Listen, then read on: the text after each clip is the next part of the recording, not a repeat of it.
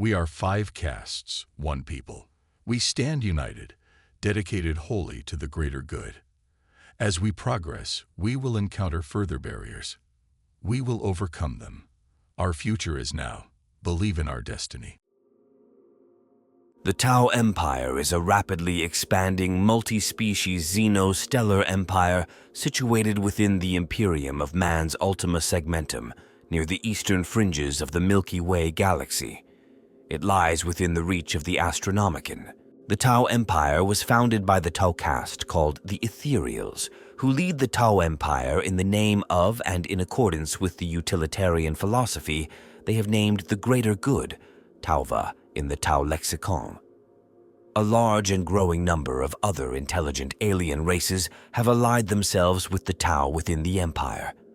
The Empire has suffered many raids from the Orcs, and also seems to lie in the path of several Tyranid splinter fleets of High Fleet Kraken. The Tau, Imperial Binomial Classification, Tau, also spelled Tau in older Imperial records, are a young, humanoid, and technologically advanced intelligent species native to the eastern fringes of the Milky Way galaxy. They are fighting to expand their small but rapidly growing interstellar empire and extend a philosophical concept they call the greater good to all the intelligent species of the galaxy. The Tau claim to be a peaceful species when possible, asking if others will join their cause voluntarily instead of fighting against them. However, if their peaceful overtures are refused, the Tau may well decide to conquer a planet and add it to their growing stellar empire for the greater good, searing the flesh from the bones of anyone who stands against their benign intentions. Tau society is divided into a number of castes, each responsible for managing a specific aspect of their civilization. The Tau's central motivating ideal is that everyone in their empire, regardless of their species or culture of origin, will work for the collective betterment of everyone else, an almost mystical philosophy that is embodied in the greater good. The Tau are the dominant species of the Tau Empire, an interstellar polity which is also composed of several other different intelligent species, including the Kroot of Peck, the insectoid Vespids of the world of Vespid, the nomadic Psykers of the Nekasser, and many others. However, there are now several human Septs in the Empire derived from conquered Imperial humans, or humans who voluntarily joined the Tau Empire because they were impressed by the concept of the greater good. These people are known as Gwevesa in the Tau lexicon, and they are considered amongst the most vile of traitors and heretics within the Imperium. The Tau are a relatively young species. It has been only 6,000 Terran years since Imperial Inquisitors first noted that the Tau had only just mastered fire and the wheel, and they have evolved rapidly over the past few standard millennia. Unlike other intelligent starfaring species, the Tau have made remarkable leaps in technology and now represent a real threat to Imperial domination in their region of the galaxy. The exact date of the founding of the Tau Empire in the Imperial calendar is unclear. However, the way in which the Tau were united as a species is a well-known tale. What is known is that only 6,000 standard years ago, in the 35th millennium, an Adeptus Mechanicus explorator fleet discovered the Tau homeworld of Tau and determined that its population of intelligent Xenos were a primitive people at the Stone Age level of development, having only just mastered fire. Since then, the Tau have developed very rapidly into a spacefaring species. Earlier in their history, during a period known as the Mont'au, the Tau were a culture built upon warring tribes. During this time, the Tau's legends tell of the first appearance of the Ethereals at the city of Phiotown. The fortress city of Phiotown was under assault by the Tau warriors from the plains. Though negotiation had been attempted, the fierce plains warriors would settle for nothing less than the annihilation of the city of Phiotown. For 5 long Tau years, the inhabitants held off the savage assaults with their thick walls and plentiful cannons. However, disease and starvation began to take their toll. As the tide of the siege turned, 2 mysterious Tau appeared. One made his way into the camp of the Plains Tau, exuding a quiet authority that no Tau was able to resist. Soon, the leader of the Plains warriors was persuaded to parley with the settled Tau of Fyotown. Similarly, the other mysterious Tau made his way deep into the fortress. Within a few short hours, the gates stood wide open, and Tau of both sides stood ready to talk. The Ethereals spoke of the importance of peace and understanding between all Tau. They described a greater good that each Tau must strive towards. The besiegers and the besieged quickly agreed with the Ethereals, and a truce was reached. Across the world of Tau, Ethereals emerged, each with the same quiet authority and message of harmony and cooperation. With the Tau united, they were able to rapidly develop their civilization's technology, ultimately attaining spacefaring capabilities. The Tau Empire soon expanded its borders through a series of so-called sphere expansions. The Tau Empire has gone through 5 main phases of expansion as of the Era Indomitus in the 41st millennium.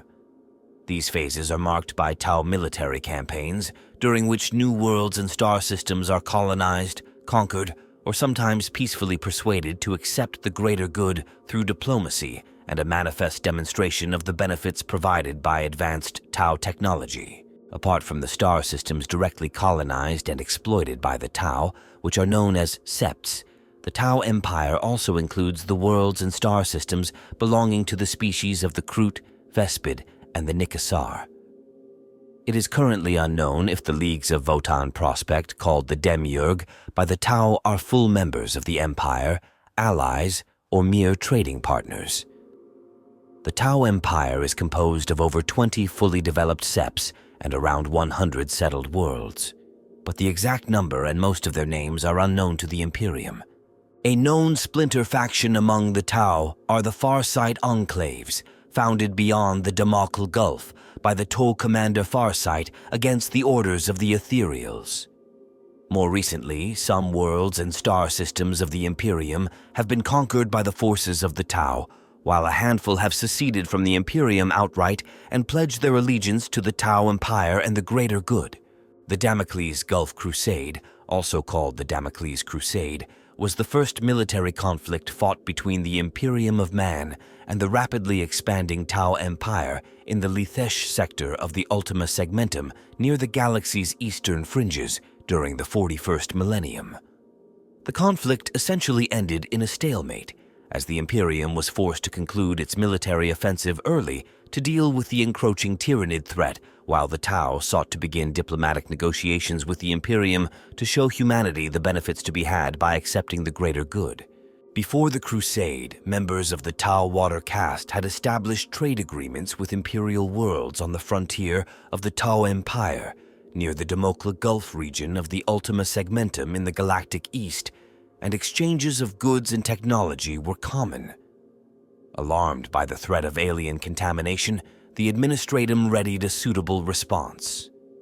Almost a Terran century later, the Damocles Crusade smashed into Tau space, destroying several outlying settlements and pushing deep into the Tau Empire. When the Imperial fleet reached the Tau Sept world of Dalith Prime, however, the Crusade ground to a bloody stalemate as the formidable numbers and high technology of the Tau and their Kroot allies thwarted every attempt to capture the world or its star system. Many solar months of terrible fighting ensued with nothing gained on either side. By late 742, M41, the Crusade's commanders, eventually agreed to requests from the Tau Water Caste for peace talks.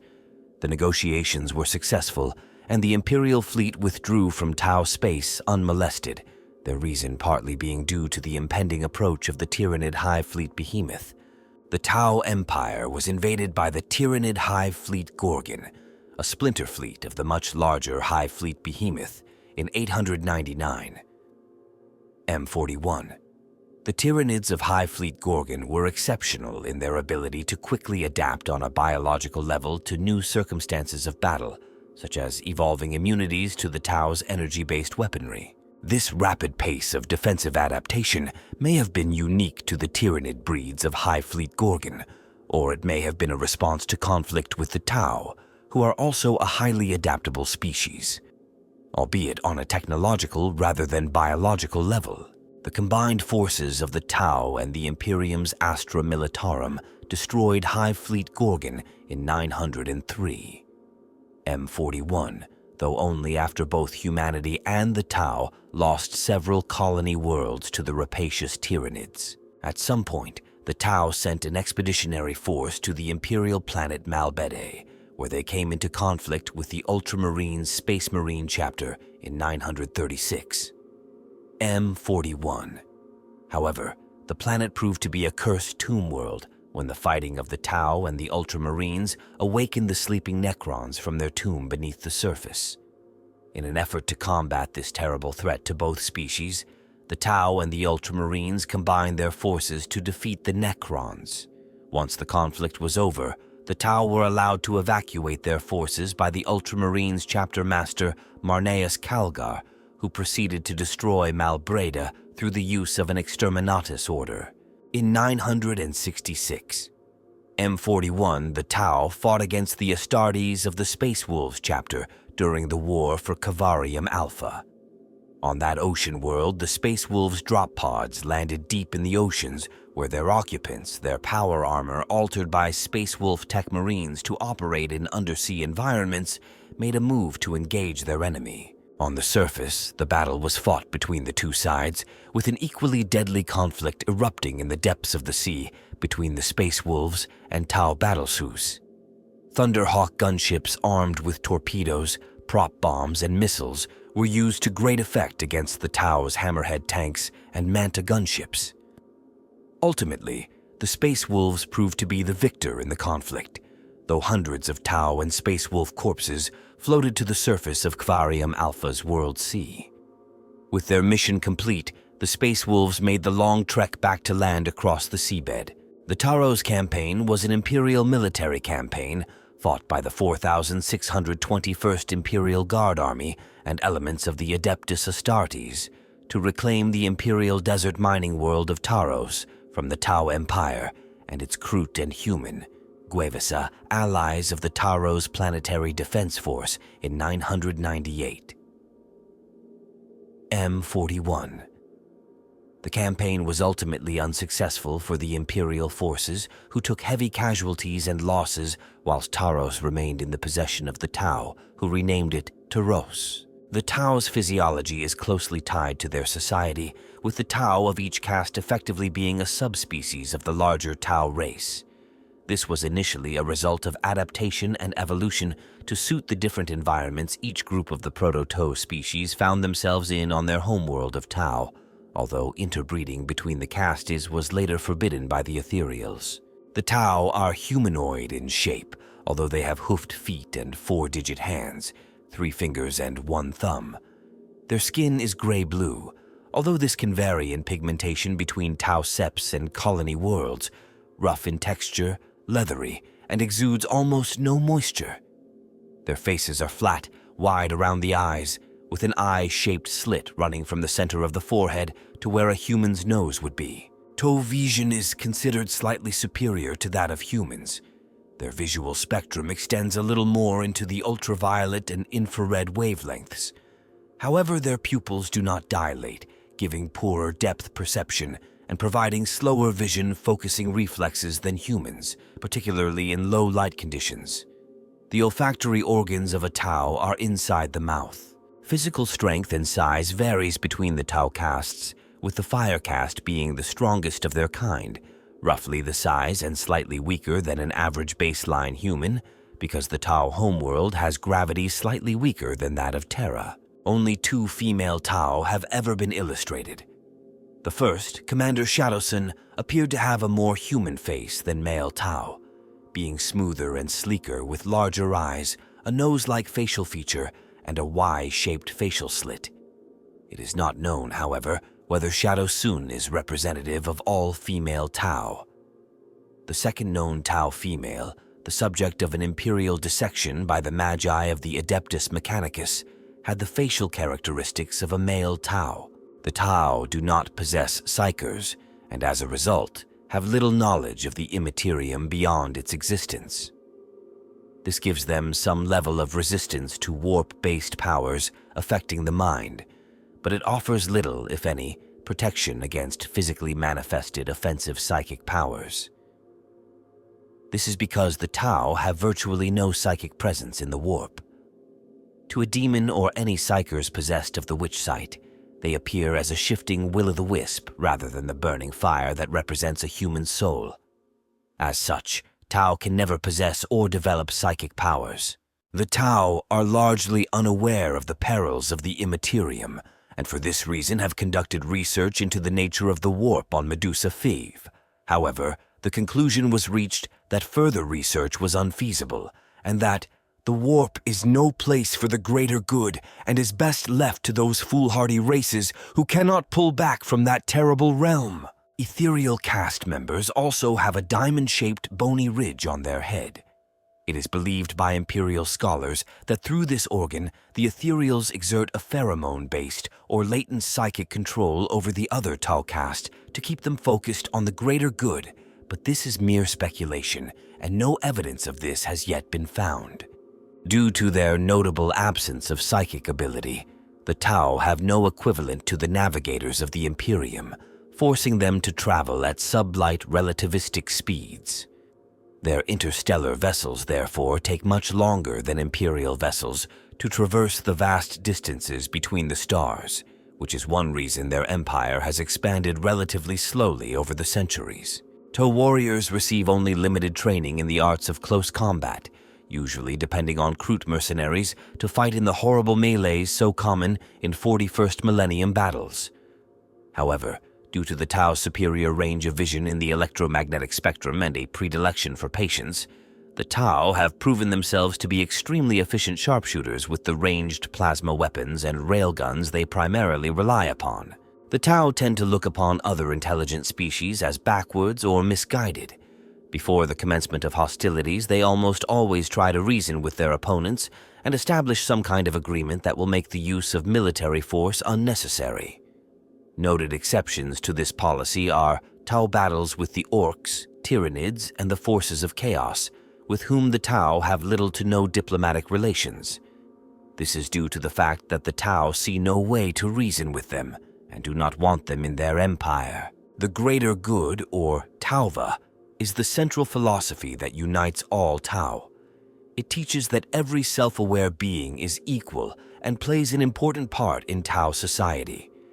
It tells its adherents to put away petty squabbles and unnecessary things, to unite for the greater good of the rest of their species and of all other intelligent species in the galaxy. The Tau have no desire to destroy another intelligent species' religion or culture, though it may not mean that the Tau respect their right to live as they please.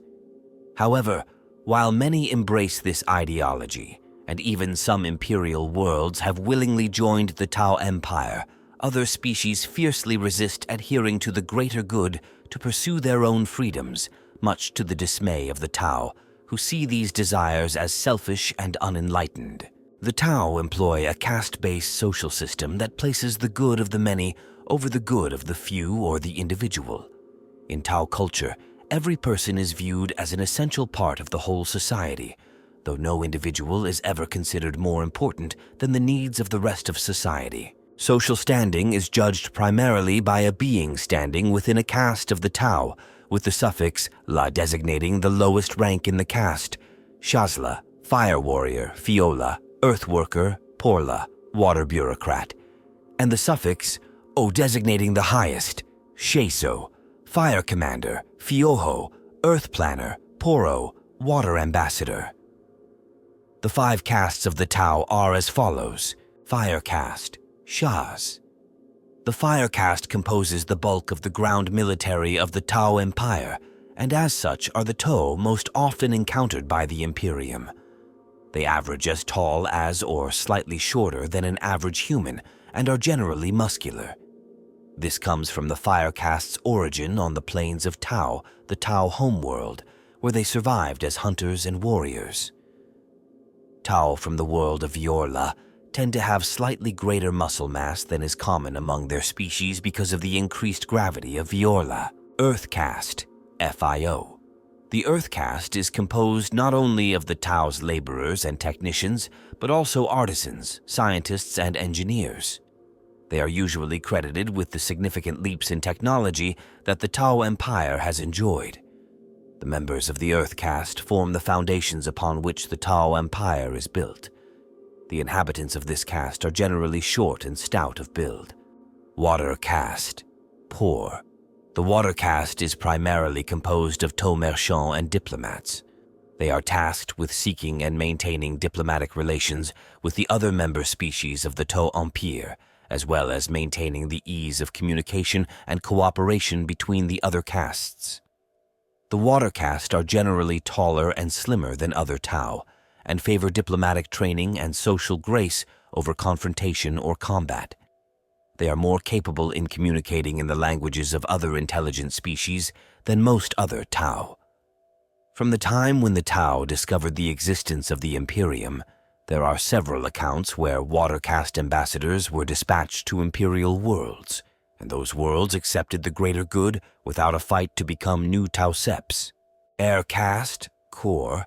The Air Caste of the Tau function not only as messengers, but also as the bulk of the Tau Protection Fleet and the Tau Merchant Fleet. The Tau of the Air Caste are even taller and more slender than the Water Caste, with long, skinny appendages and hollow bones. These traits are attributed to their lives lived mostly in low to zero-gravity void ships and void stations. This is exacerbated by Air Caste reluctance, if not outright refusal, to land on planets, as their skeletons have atrophied to the point where injury and broken bones are commonplace when they spend time in a gravity well. In the past, during the time of the Mont'au before the unification of the Tau Tribe, the Air Caste had membranes stretching between their limbs, which allowed them to glide on air currents. Tau Air Caste pilots are recognized as generally superior to human pilots due to their better fighter craft, though they lack a normal Imperial pilot's level of combat experience. Ethereal Caste, Aun. The Ethereals are the political and religious leaders of the Tau. They resemble the fire and water castes physically, but are marked by a diamond-shaped ridge of raised bone in the center of their foreheads. Their origins are unknown, and most Tau will never refuse a request made by an Ethereal. They are sometimes also found on the battlefield, but whether as leaders or observers remains to be seen. The leader of the Ethereal Caste is a Tau named Aunva, the Ethereal Supreme and Master of the Undying Spirit who chaired the Ethereal High Council and served as the head of state or Auno of the Tau Empire. One of the theories surrounding the Tau concerns the Ethereals' method of political control over other Tau, and how the Ethereals initially managed to unite a fractured nomadic species comprised of multiple and mutually antagonistic subspecies constantly at war into a single people and military force. The proposed causes of this range from the psychic to the biological, including that the Ethereal's diamond-shaped forehead ridge, an organ unique to that caste's anatomy, produces a set of pheromones that make Tau, and to a lesser extent other intelligent species, open to suggestion. This concept was introduced after fans complained that the initial Tau Codex described the Tau in too much of a positive light, and that they were too good for the grim, dark Warhammer 40,000 universe. This also led to the introduction of the Vespid Communion helms, which have a much clearer Orwellian feel, that the Vespid are being directly manipulated by the Tau thanks to the helmets that are supposedly for communication purposes. The rank of a person in Tau society is second only to the caste they are born into in determining their position in Tau culture. The ranks are as follows, with the prefix denoting the individual's caste preceding the suffix that determines rank within the caste. The translation of each rank into a Low Gothic term that approximates it follows. Sal, a cadet.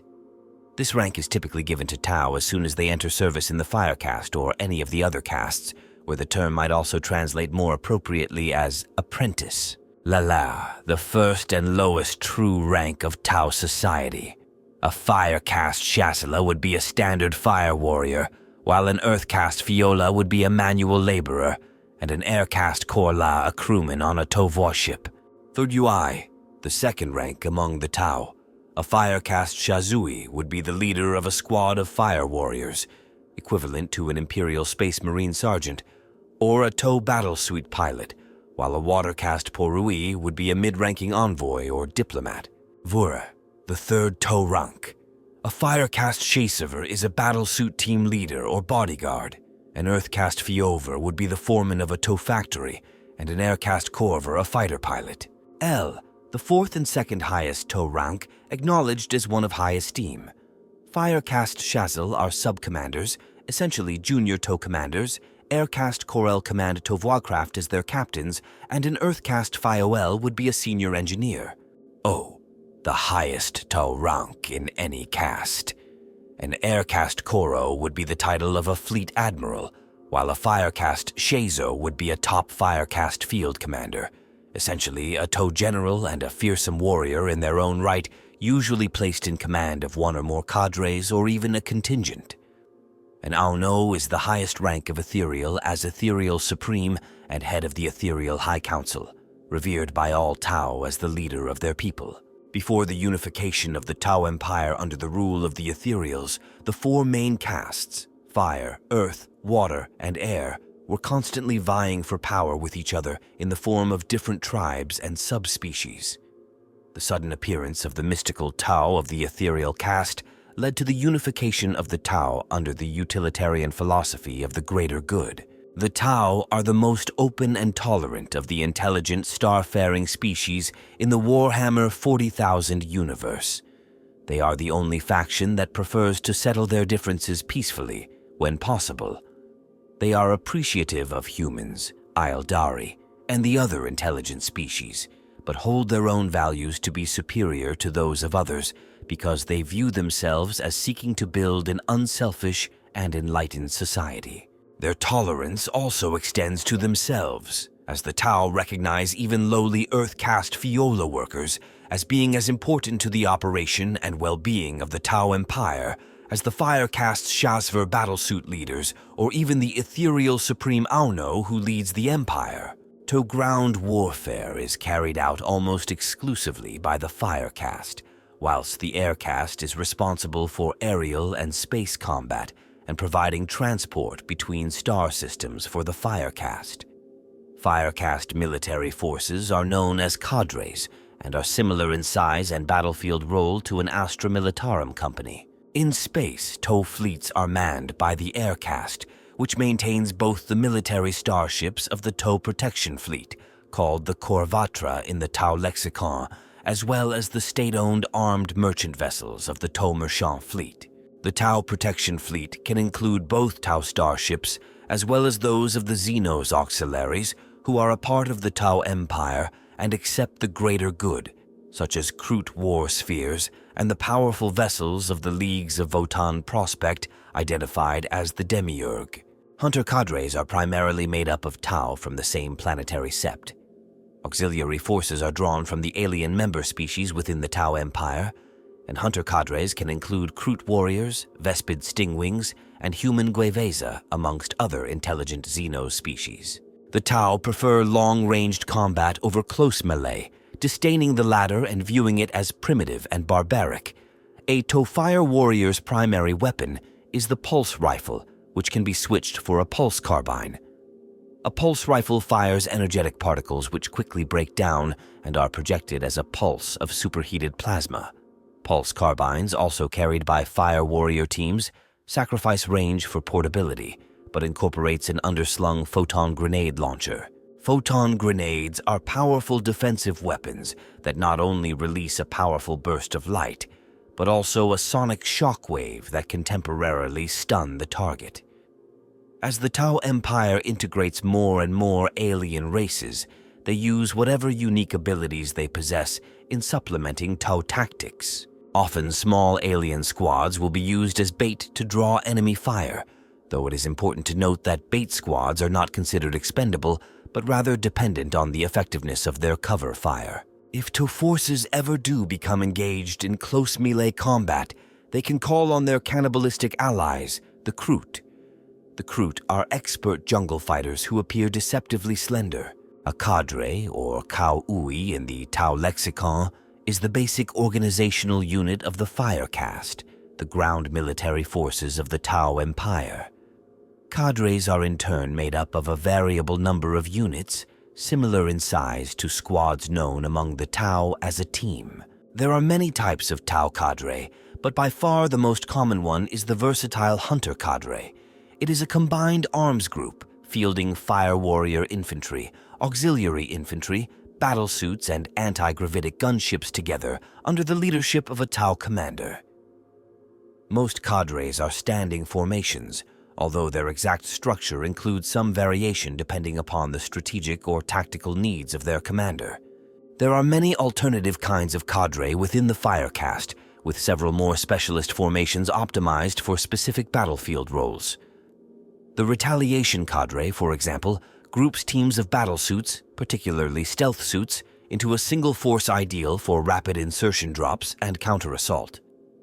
Meanwhile, the Infiltration cadre is utilized for reconnaissance in force, its pathfinders, sniper drone teams, and piranhas engaging the foe with guerrilla tactics while calling down strikes on key strategic targets. A Contingent, or TOV, is a grouping of cadres similar in size to an Astra Militarum regiment, normally 3 to 6 in number and assembled to prosecute a specific battle or achieve a particular objective. Such large forces will always include at least one Ethereal, who is there to observe proceedings and offer guidance to the commander. The Ethereal's role is vital, for contingents represent the marshaled military might of the Tau Empire and must be wielded with care. Only the vast, star system-conquering units known as coalitions or Shanal are larger and more powerful. Fire Caste armed forces are deployed to protect Tau holdings or to destroy those that oppose the Tau Empire's enlightenment. In order to achieve success with their rapid strikes and ambushing firefights, Tau forces must be flexible and ready to work together. It is a Fire Caste mantra that every unit must operate in conjunction to fulfill the dictates of the greater good. The smallest standard unit in the Tau military's Fire Caste is known as a team, equivalent to an Astra Militarum squad. The most commonly deployed is the Fire Warrior team, the backbone of most Tau armies and the basic infantry unit. Each team of Fire Warriors consists of between 6 and 12 soldiers. All members of a team come from the same sept and most likely have gone through Fire Caste Academy together. All teams have a team leader, although they can only earn the higher rank of Shasui after extensive battlefield experience. Teams that serve together in the field often bond themselves through rituals, of which the most famous is the Tali Sera, which roughly translates to a type of communion or binding oath. Those who have sworn such an oath may address each other by their individual names and have vowed to support one another unto death. It is not uncommon for teams to progress together as well. Veteran Fire Warrior teams may even earn promotion to Shasui together. Each might serve for a time as a squad leader for a different Fire Warrior team before the survivors are reunited as a crisis team.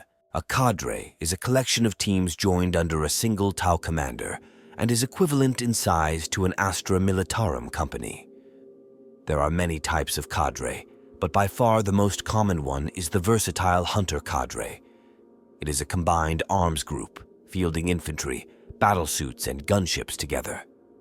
A cadre is comparable in size and power, if not in composition, to what the Astra Militarum might call a company. Hunter cadres are a standing formation, although their exact structure is variable, subject to change due to the tactical situation on the ground, the quarry they are hunting, the available reinforcements, or a commander's favored mode of attack. The core of most Hunter cadres is its Fire Warriors and other auxiliary infantry, such as Kroot Carnivores or Vespid Stingwings, but these can be supported in a number of ways. Pathfinders scout ahead and mark prospective targets. Elite battlesuits provide hard-hitting strike teams. Sniper drone teams pick off the foe's greatest threats, and hammerhead gunships use their deadly armaments to blast enemy armor or break up massed infantry attacks. The doctrine of Tau battle tactics is all about the efficient coordination of different groups. From the infantry to the battlesuits, the gunships to the aircraft, all must work as one to defeat the foe. A Hunter cadre is fully integrated at the tactical level so that all of its teams are considered to be part of the same fighting unit. There are a number of different cadres in addition to the hunter variety, although they tend to be smaller in size and more optimized for individual roles. There are rapid insertion forces made exclusively of fast-striking battlesuit teams, infiltration cadres of pathfinders and stealth teams, and auxiliary reserve cadres. Battle groups made entirely of allied alien warriors like the Kroot, Vespids, and Gweveza. A particularly formidable group is the Armored Interdiction Cadre, a force composed entirely of Hammerhead and Sky-Ray gunships. Its heavy firepower is used to counter enemy tanks and is capable of toppling even the mightiest targets. During the High Fleet Gorgon invasion, Armored Interdiction Cadres blunted the Tyrannid Bio-Titan Spearhead, pitting shoals or squadrons of Hammerheads against towering Hierophants flanked by the tank-sized Hierodules. A contingent is a grouping of several cadres, normally 3 to 6 in number, equivalent to an Astra Militarum regiment. The most senior Tau commander is designated as Contingent Commander, and their own cadre is nominated as a Headquarters Guard. An Ethereal might be present in such a force at cadre level, but there is always at least one present when a contingent is formed. Ethereals often stay at the headquarters position, as it is a hub for incoming reports, and their counsel can best be received there. Should an Ethereal wish a closer observation of a situation, they will attach to or even assume leadership over a given cadre. Unlike a cadre, a contingent is not a permanent formation, though efforts are made to preserve contingents that have served efficiently together through prolonged campaigns. Once objectives are achieved, such as a breakthrough of enemy lines or the elimination of a foe, the contingent is dissolved or reformed into another arrangement, sometimes also translated into Low Gothic as a battle. A commune is a temporary grouping of contingents and the highest level of fire caste military organization thus far committed in the field by the Tau Empire. Communes are often formed by contingents from different septs, and although rarely seen before the Damocles Gulf Crusade, they are now more regularly formed, most famously during the solar decade-long campaign against the Orcs known as the Great War of Confederation. Only the combined forces of many septs could have hoped to stop the gargantuan Orc that threatened the Empire. A command is the term used for all the forces of a single caste in a given location, usually on a planet or in a star system. For instance, all the Fire Caste members on the world of Nimbosa were part of Fire Caste Command Nimbosa, while all Air Caste formations were part of the Air Caste Command Nimbosa. The largest unit of Tau military organization is created when the 4 commands that together comprise the members of all 4 Tau caste present in a given location are drawn together into a strategic organization referred to as a coalition, effectively the size of an Astra Militarum army or army group. A coalition is presided over by a specially assigned Ethereal Council. Tau warfare is carried out almost exclusively by the Fire Caste, with support from the Air Caste in the form of transport and air support. The Tau draw their tactics from their ancient methods of hunting across the plains of Tau. Each force is usually drawn from the same sept and is called a hunter cadre. The Tau prefer to carefully plan their assaults and tend to fight only after coordinating their troops and weapons for the mission at hand. The Tau prefer to fight offensively, concerned more with the quick destruction of the enemy force than the taking and holding of ground. If a Tau base is attacked, the Tau will usually evacuate, dismantle all important technology, and return at a later time to retake it. The 2 primary Tau tactics are the Mont'au, killing blow, and Kauyon, patient hunter. The Mont'au is a carefully planned attack designed to wipe out critical enemy defenses or units in a single well-placed strike. Once the strongest points of enemy resistance are crushed, the remainder of the force can generally be finished off easily. The Kauyon is essentially an ambush, where the enemy is drawn by use of a lure into a carefully prepared killing zone. The Mont'au is generally known to utilize more mobile support and vehicles, whilst Kauyon relies more on advanced infantry tactics and quick attacks. As Tau force generally prefer ranged combat, They always use Mont'au alien auxiliaries like the Kroot for melee support.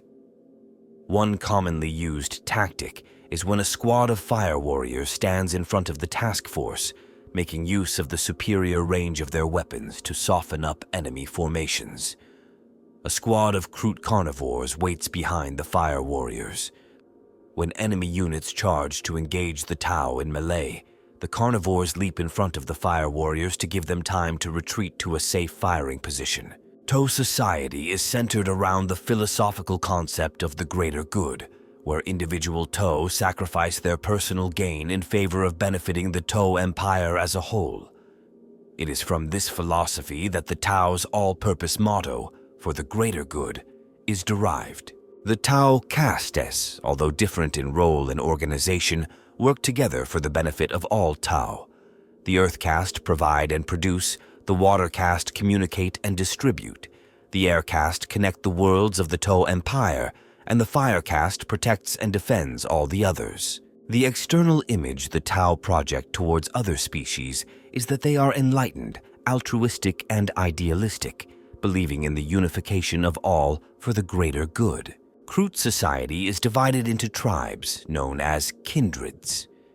Each kindred is an extended family group of Kroot and is led by a shaper, one Kroot with an intuitive understanding of the DNA absorption and adaptation process all Kroot possess, and responsible for guiding the evolution of their kindred. The shaper, upon identifying a beneficial genetic trait, will instruct his kindred to hunt and consume that animal, and then control the breeding of the kindred to ensure that the offspring are born with the selected trait. Often, kindreds will band together, and their respective shapers will form a council, of which the most influential kindred shaper will be made leader of the entire group. On rare occasions, a chief will unite a large number of kindreds underneath him. Kroot dwell in warm, temperate conditions on the worlds they inhabit, and construct large tree houses from animal hides, bound together by regurgitated dead wood. Some kindreds prefer to reside in the ruins of the Imperium's hive cities on former human worlds conquered by the Tau Empire. The consumption of flesh is one of the key tenets of Kroot spirituality, as it is believed that the consumption of prey imparts the spirit of that prey to the Kroot, which is then passed on to the Kroot's children. This is the average Kroot's understanding of their species' biological ability to undergo rapid evolution through the absorption of other species' DNA, with the belief in spirit as a substitute for genetic absorption. As a part of this belief system, the Kroot believe that when a warrior dies, their spirit should be kept safe by the kindred.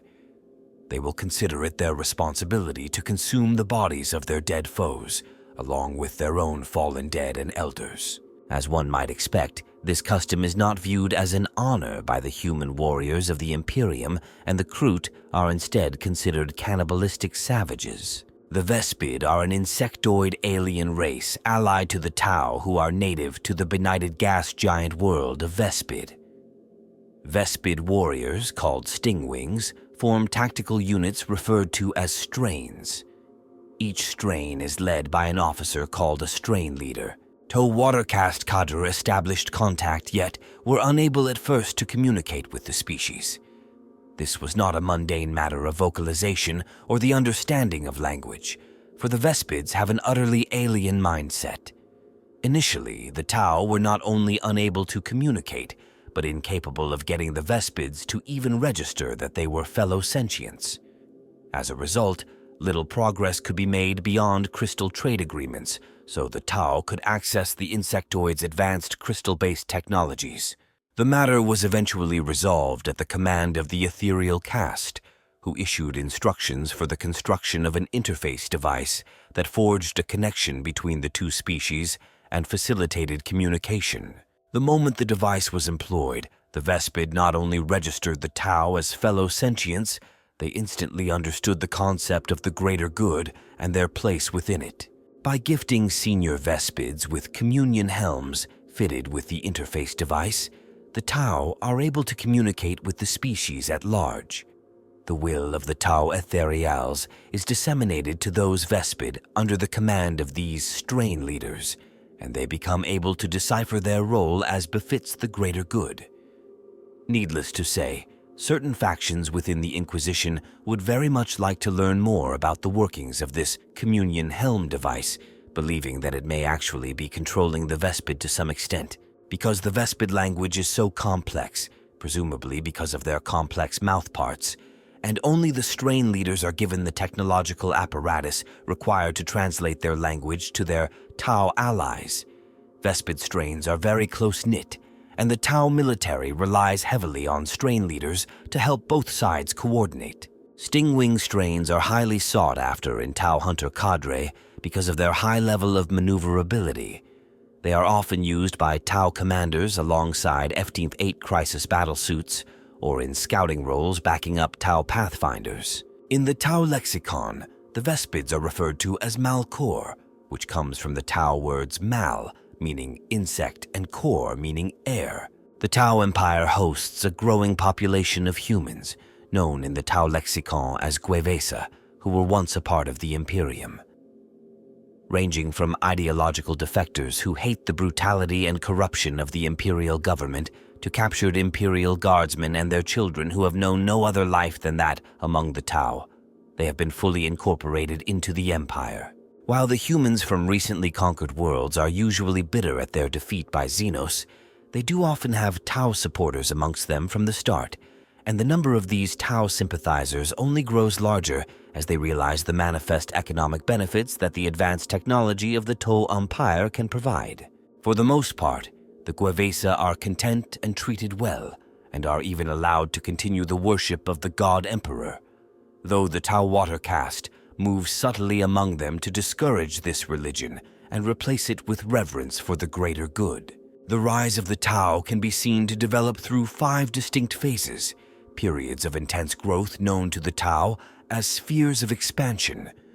Each of these waves of interstellar colonization is marked by a long building up of resources, after which continual waves of exploratory missions are launched, followed, where needed, by military campaigns to solidify territorial gains. Once a colony transforms itself into a stable settlement, it then serves as a jumping-off point for the next expansion.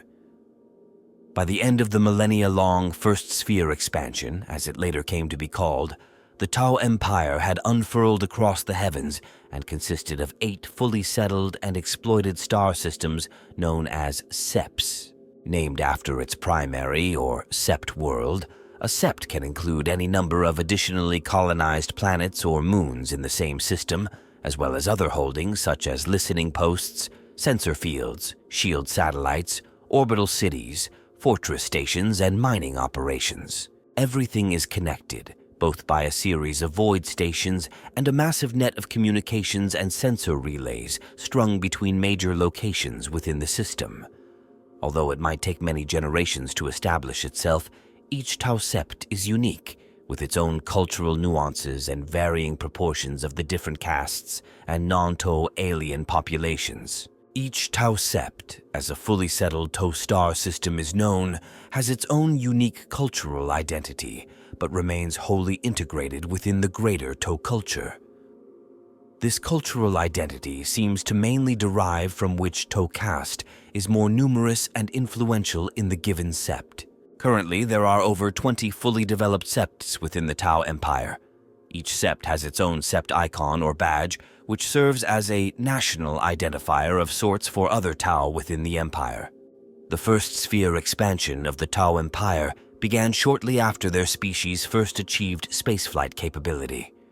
The Tau homeworld and the First Sphere colonies are of major economic and political importance to the Tau and form the hub of the Tau Empire.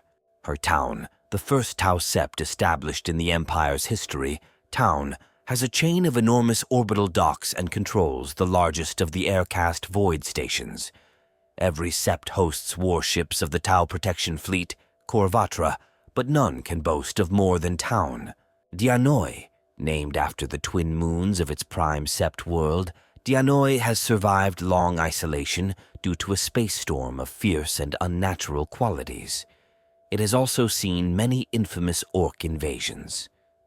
Having been isolated for such a long period of time from the Tau Empire, its inhabitants are considered somewhat rustic and backwards. Borkin.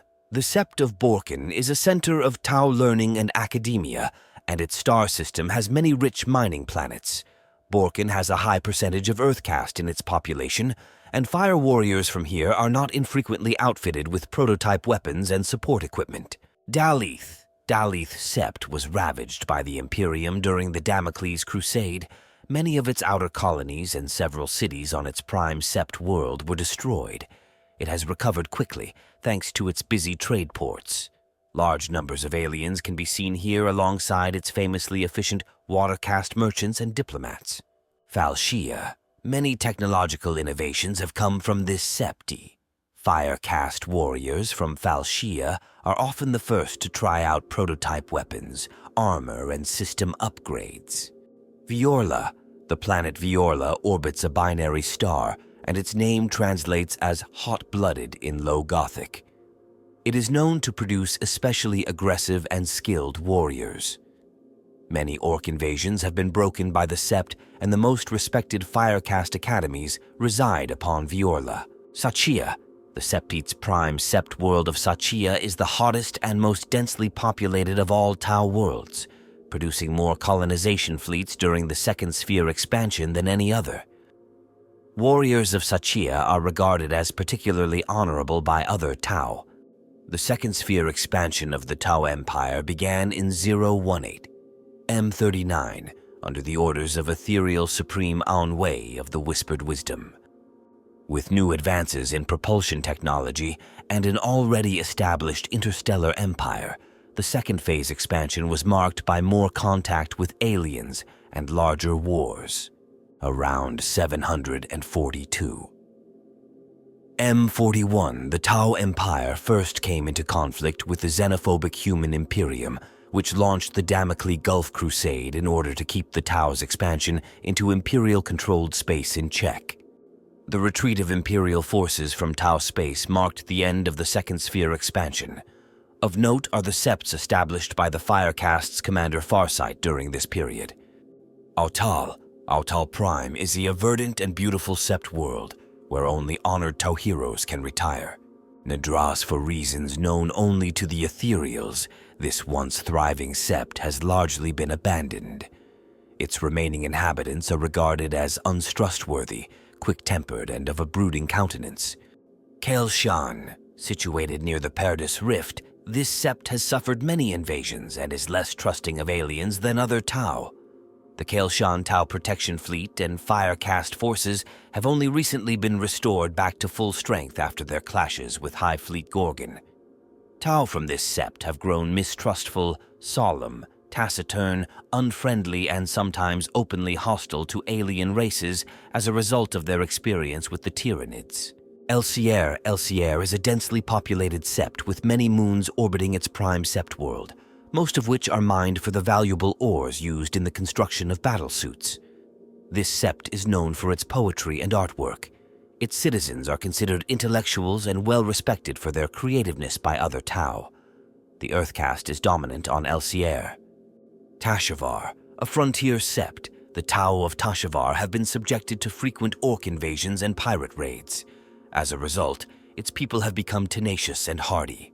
Vashia, known as the world between spheres, this Sept was settled near the end of the Second Sphere expansion, as it took a long period for the Earth caste's machines to make the air breathable. Major air caste fleets and many orbital defense platforms are docked around the system's Sept world. Tolku is known for its many large ethereal temples, as well as the alien institutes, where many alien ambassadors are brought to be instructed in the ways of Tau culture, society, and the greater good before being assimilated back into their respective homeworld societies. The Third Sphere expansion was begun by the Tau Empire on 977.997.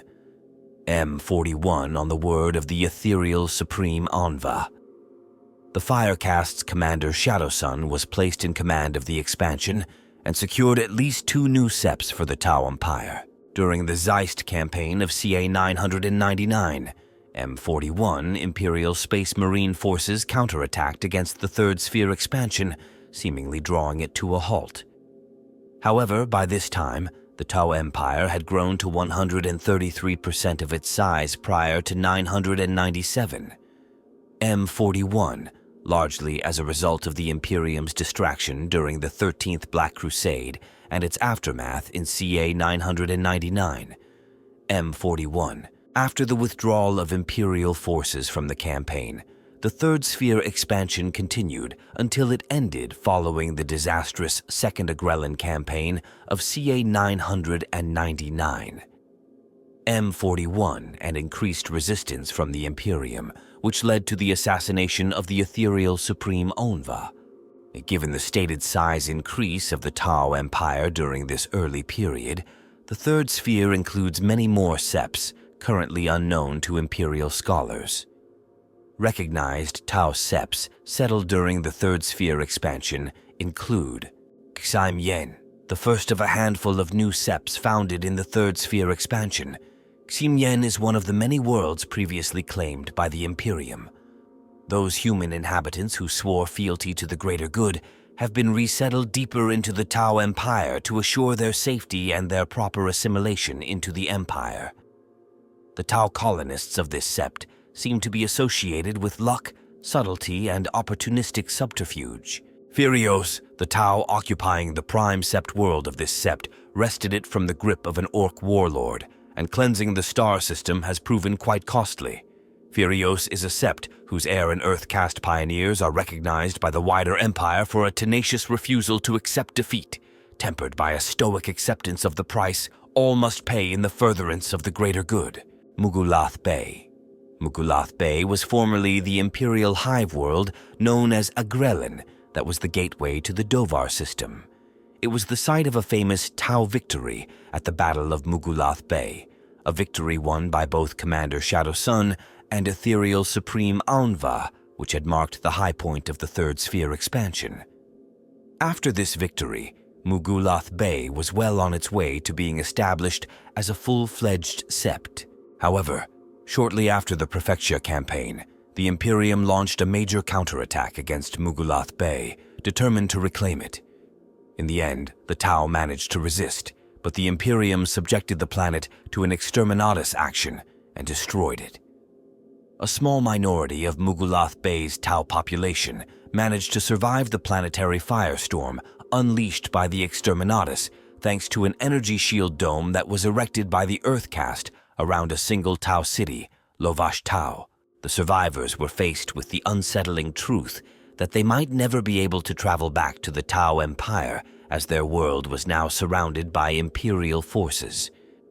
Mugulath Bay ultimately had to be abandoned as the entire Damocles Gulf was set ablaze by the Imperial counteroffensive, which effectively separated Imperial space from the Tau Empire.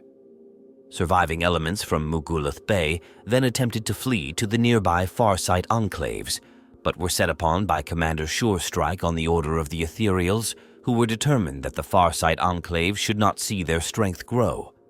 Surestrike managed to destroy most of the rebel Tau, but some still managed to escape. Since the Tau first left the atmosphere of their birth world, their empire has grown, spreading across the stars in 3 distinct phases known as spheres of expansion. In addition to the settled star systems, or septies, the Tau realm is rife with all manner of spatial phenomenon: Tomad orbital structures, fortress stations, orbital cities, lesser void stations, and important alien homeworlds. There are also more sparsely populated Tau colonies that are not accepted into the Empire as full septs. Only a few names of such Tau colonies are known to the Imperium. Arkunasha. The planet of Arkunasha was settled during the Second Sphere expansion. Despite the aridity of the oxide deserts that made up the world's surface, the Tau had settled the red planet with a sizable population. This they had achieved through the tireless work of the Earth Caste's scientists and engineers. By their efforts, the Tau Empire had girded the planet with 2 necklace-like strings of biodomes that ran around the most temperate latitudes, each a mirror distance from the equator. From orbit, the world appeared as a blood-red globe adrift in the ocean of space, banded with 2 rows of bioluminescent lights that pulsed bluish-white like the flanks of some deep-sea organism. In their preliminary investigations during the earliest expeditions to Arkunasha's surface, the Earth Caste had made a disturbing discovery. Whilst determining the source of the oxide deserts that covered the world, they found a great variance in the metallic composition and even origin of the various particulates. It was as if the world had been entirely covered in metal structures at some time in the distant past, which had long since been utterly ground to dust. Given the depth of the oxide residue, that ancient civilization must have included several artificial cities the size of mountain ranges. Theories abounded throughout the Earth Caste about the planet-wide catastrophe that had torn everything upon the planet's surface apart. Though the Tau had no idea what might have caused Arkunasha's spectacular death or who the inhabitants might have been, they had taken their first glimpse of the world-destroying power of the Imperium's exterminatus actions. Dal-Eth, before the coming of the Tau, the indigo planet of Dal-Eth was a wild ecosystem of deep blue foliage and slithering, segmented beasts. It was tamed long ago during the first sphere expansion and has been brought into compliance with prime-level colony standards ever since. Because of the high proportion of water caste members upon its surface, Dal-Eth has enjoyed extremely beneficial trade agreements and has recently been counted as one of the 19 wonders of the Tau Empire. Much of the planet's surface is covered with a tessellating hexagonal net of cities and sub-cities, each connected to the nearest conurbations by a splaying and perfectly regular network of transit tubeways. Clean, white magna-rail trains whisk the populace to and fro, detaching and picking up carriages with slingshot efficiency so that they never have to stop.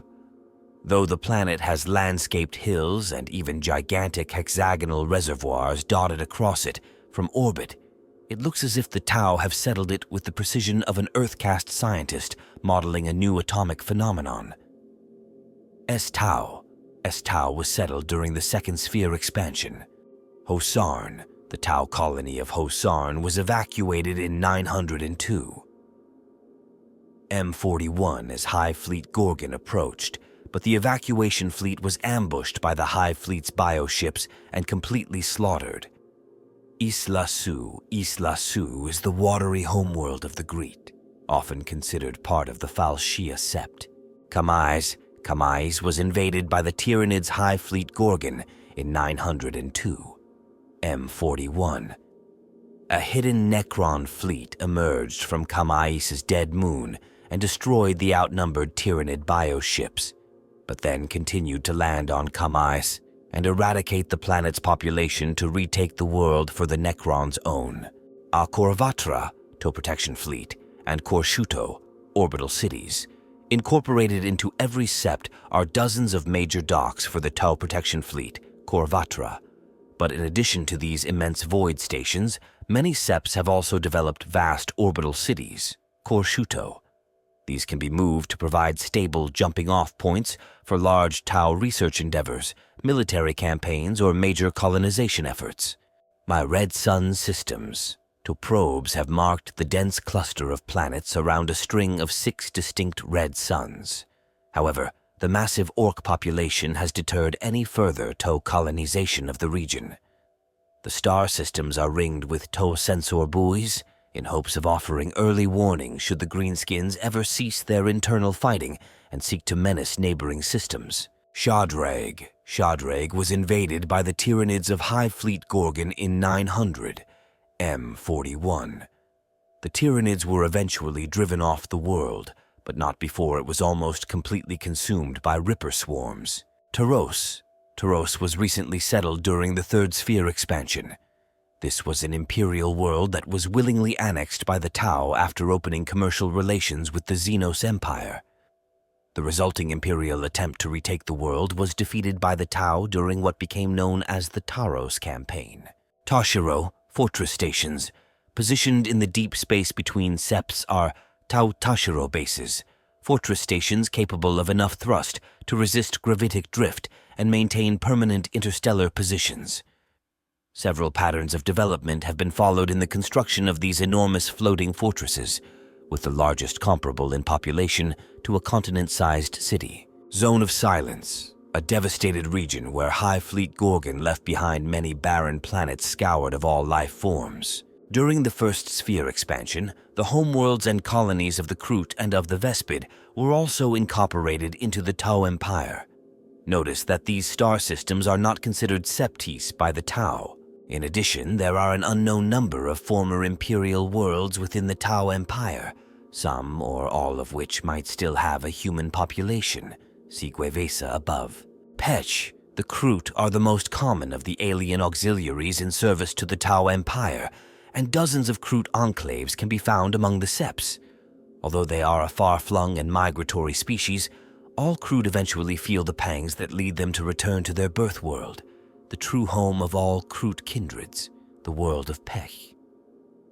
There are 8 star systems in the Tau Empire inhabited by the Kroot, including Pech. The Imperium knows only the name of the planet Krath, where the Tau first encountered the Kroot. Roch 16 is the site of a secret Tau listening post. The planet was part of the Roch system that was home to the Rokshashi Wealth Web Merchant Guild before the entire star system was consumed by the Tyrannid Hive Fleet Gorgon in 689.902. Mem 41. Shagalud. Shagalud is the homeworld of the Nagi, a small xeno species of highly intelligent worms known for their mind control abilities. When first discovered by the Tau, the Nagi were hated creatures known as mind worms, but since the early violent conflicts, they have agreed to a peace accord and joined the Tau Empire. Many Nagi now serve as valued advisors to the Ethereal Caste. Vespid. Vespid is a benighted gas giant that also just happens to be the homeworld of the insectoid Vespid species. This world is also known for its rich crystal mines. The Earth Caste discovered the Vespid crystals have many intriguing technological uses. 3 so-called Artefact Worlds are located within the borders of the Tau Empire.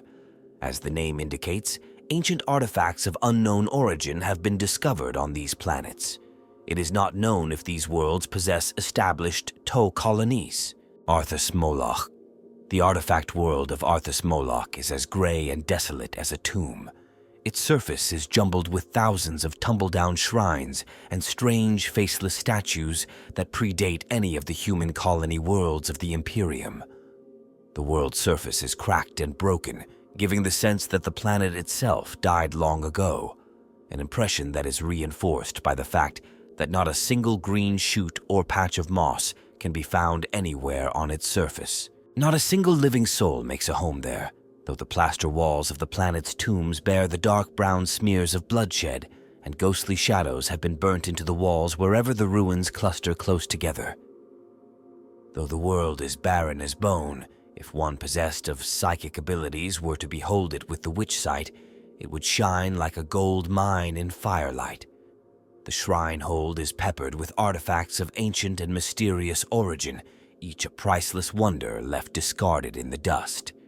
Arthas Moloch is also known as a dead world to the Imperium, and it is where Commander Farsight discovered the Dawn Blade.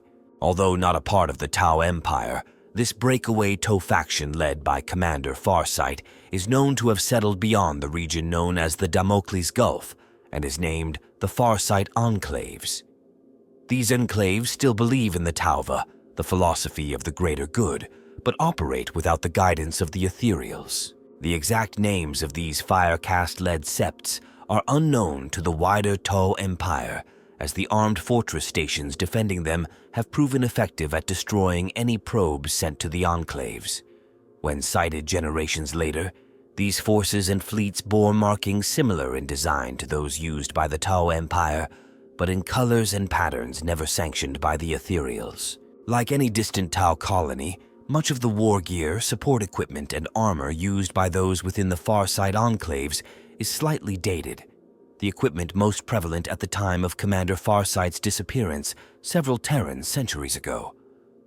There has been, however, unsettling evidence of classified technology and recent Tau prototype present within the Farsight Enclaves. Time will tell whether this is the result of spycraft, theft, or defectors from the Tau Empire who have been aiding those within Farsight's domain. In the Warhammer 40,000 tabletop miniatures game, the Tau are a powerful ranged army. An effective tactic is to engage the enemy at the maximum range of Tau weaponry, which typically has longer ranges and greater firepower than the equivalent weapons of other armies. As such, the Tau have weaker close combat abilities. Thus, many Tau tactics involve staying at a distance, to wipe out the enemy, or to redeploy swiftly to further engage the opponent at range. A more prevalent tactic amongst Tau veterans is the Mont'au approach, which utilizes the inherent mobility and speed of Tau vehicles and battlesuits to confuse and overwhelm the enemy by engaging them at all levels of the battlefield. The Tau Empire army is highly specialized, with each element normally having a specific task carried out in the support of the rest of the force. Fire warriors make up the line infantry, while forward scouts known as pathfinders scout enemy positions and provide fire support with rail rifles and marker light target designators. The Tau also deploy battlesuits in support roles, such as providing specialized weapons to deal with any hot spots on the battlefield, providing heavy anti-tank fire or as stealth infiltrators, operating independently of the main force. The Tau also make extensive use of small AI-controlled drones, typically equipped with firearms or shield projectors. These drones can be used to protect teams of fire warriors, battlesuits, and support vehicles. The basic weapons of the fire caste are pulse weapons, which propel a particle beam that breaks down into a plasma pulse as it is fired from the firearm. This is commonly used as a long-range pulse rifle or a portable pulse carbine. A rapid-fire variation of the carbine is also used on vehicles and battlesuits and is known as the burst cannon. The Tau are known to use ion cannons and railguns on their void ships and vehicles, as well as various guided and unguided missiles. They also arm their battlesuits with a variety of weapons, ranging from burst cannons and missile pods to fusion blasters, pulse rifles, and flamers.